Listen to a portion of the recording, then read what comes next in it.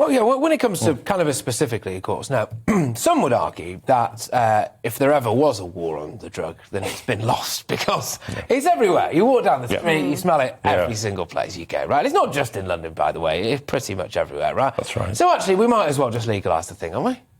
Well, there's a good case for legalising, and we're over the course of the last few years, a number of jurisdictions around the world have embarked on that journey, most notably Canada, various US states, and the new German government have committed themselves to doing that as well. So it's more complicated than it seems. I mean, the argument's very clear that if you're not policing it, then you can. It's a drug like any other drug. Alcohol's licensed and regulated.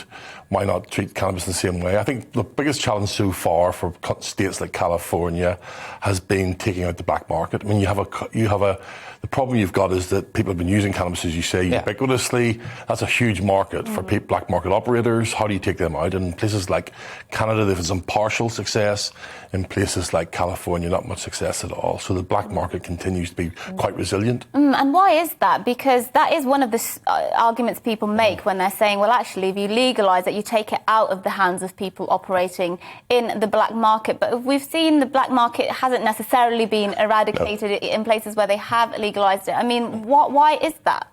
Because, I mean, I think at the end of the day, people who they've been doing business with for years. They're satisfied with the product quality, and it's very difficult to remove overnight a black market that's that scale that operates in somewhere like California, for example. And you have to attach an incredible amount of criminal justice resources to do that as well, you know. So, but I think in Canada, as things have moved very gradually over the course of the last 4 years, you can see that they're gradually eroding the black market. So I think it's something, if you're going to implement a policy like that, it's going to take some time to have the full impact that you'd want.